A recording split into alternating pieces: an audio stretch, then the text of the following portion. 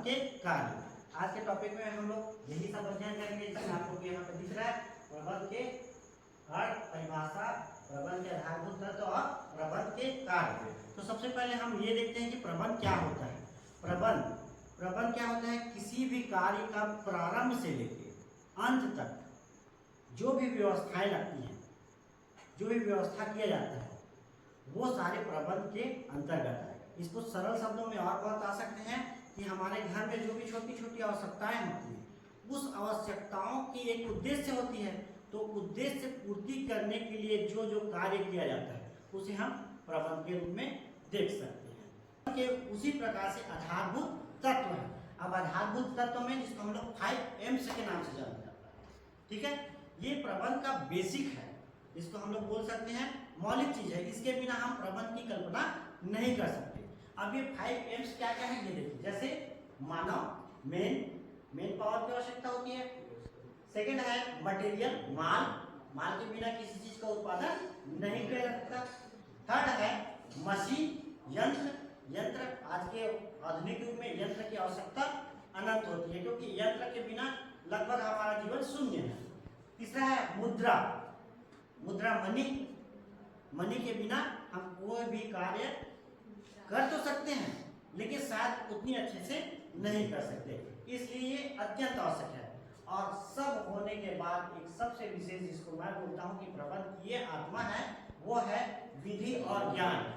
आपको सारे क्रियाकलाप आपके सामने मौजूद होने के बाद आपको अगर सही टेक्निक नहीं पता है, सही विधि नहीं पता है, तो आप किसी भी प्रकार से प्रबंध की कोई भी कार्य पे आगे अग्रसर नहीं हो सकते। इसलिए सबसे इंपॉर्टेंट क्या चीज है? विधि एवं ज्ञान, टेक्निक, जिसको हम लोग यहाँ पे मेथड के नाम से जानते हैं। ठीक है, कार्य, प्रबंध के कार्य। अभी प्रबंध के कार्य होते क्या है? सारी व्यवस्थाओं को करने के लिए, सारे चीज को सुगमता से करने के लिए जिन आवश्यक तत्वों को हम मिला के कार्य करेंगे और हमारे उद्देश्य की प्राप्ति होगा, उसको हम क्या बोलेंगे?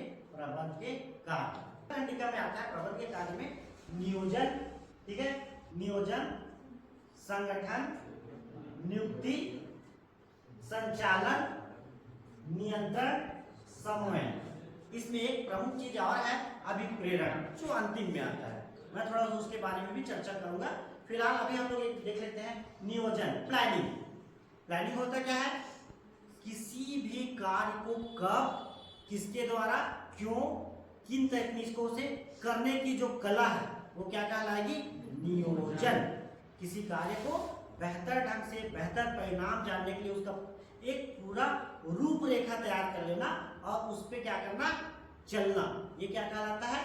नियोजन या प्लानिंग। सेकेंड पार्ट आ गया है संगठन।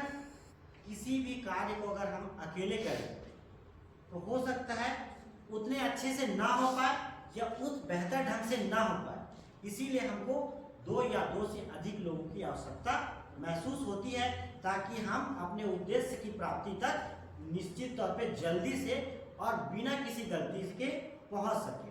तो उसके तौर पे संगठन, जैसे मुझे यह देखिए, मेरे पास यहाँ पे मॉडल है जो हमने खुद बनाया है, सारे बच्चे ने बनाया है हमारे। यहाँ पे एक हम मॉडल के रूप में लिए हैं एक कारखाने को।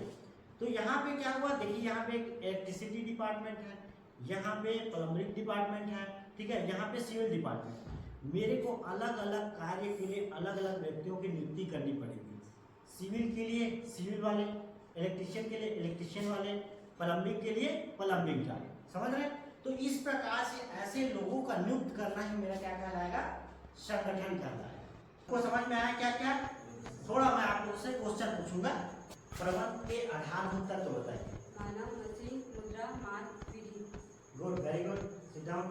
के कार्य को समझाइए। नियोजन, संगठन, नियुक्ति, संचालन, अभिप्रेरणा, समन्वय। Thank you.